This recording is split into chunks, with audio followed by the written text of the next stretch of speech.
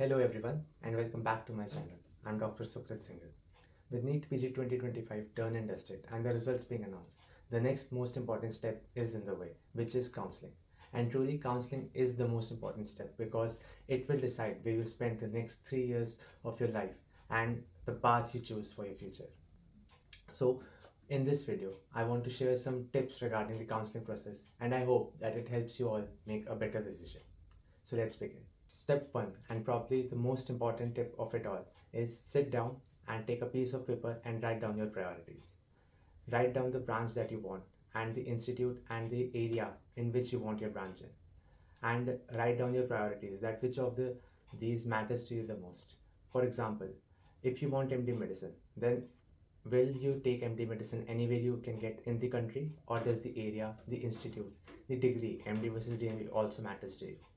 So take a piece of paper and write down and clear this in your head before starting the counseling, as it will help you tremendously in making better decisions later on when the counseling process finally starts.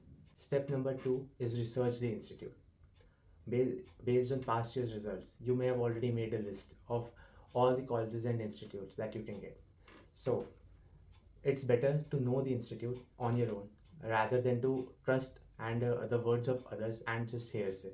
For example, go to the college, talk to the residents there who are practicing there, and see whether the college offers a good caseload, working environment, how is the senior junior relationship, the salaries, the case exposure, the academics, everything on your own, and then make a decision of whether you want that institute or not. Because sometimes for your branch, another institute may offer better opportunities than a more reputable one at the same time. For example, in surgery, some lesser known colleges may offer more hands-on experience that will help you make a better surgeon and improve your clinical skills than a more reputed one. So make that decision very carefully and get to know your institute very well. Tip number 3 is always keep a backup option. I know that many of you have already chosen your dream branch and your institute based on past year results, but know that counseling is not the same every year and it's also a bit of luck. The branch that you want may be in high demand this year and many other students may want that in the institute that you want. So always keep a backup option, a second branch or an institute that you'll be happy with as well if you didn't get your first preference. For example, last year when I was in the counseling process, I wanted an institute which according to my rank would have gotten me that institute for the last 2 or 3 years. But last year that institute was in higher demand and I couldn't get that, unfortunately. Many other students wanted that institute before me and the better students got that. So if I didn't have a second option, which was VPCI, then I would have lost VPCI as well and may have not gotten this opportunity as well if I hadn't made a backup plan at that time. So it's important to keep 3, 4 or even 5 preferences of yours after your first preference in counseling, so that at the stage, if you didn't get your first preference, you may as well get your second and would not waste the opportunity that you have in your hand right now. Tip number 4 is be smart with the counseling process. NEET PG counseling is a gamble and there's a lot of luck that plays a role in it too. So after you've made your preference list, in round 1, fill out the entire list and take any college that you're getting from your preference and report and lock your seat in. Many students, they do not report to the institute, and in round 2 someone with a better rank takes that institute and that student loses that institute as well and doesn't get a better institute in round 2. So that's a double loss.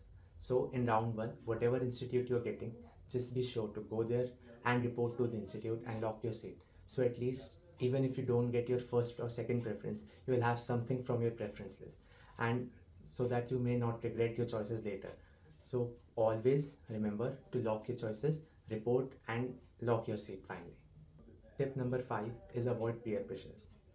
Many people around you, all your family, friends, juniors and seniors will have a lot of opinions. But ultimately, you have to choose your own path and you will have to choose for yourself.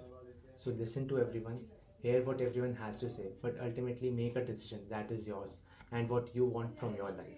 And do not depend on anyone else to make that decision for you. So to sum up, know your priorities, research well about the area, the state, institute, bonds and salaries. Always have backup options and avoid peer pressure and make the right choice for you. I know that counseling process is very mentally taxing and is a hard phase. But keep your calm, research well, and you will get through it with no problems, and you'll have a nice future ahead.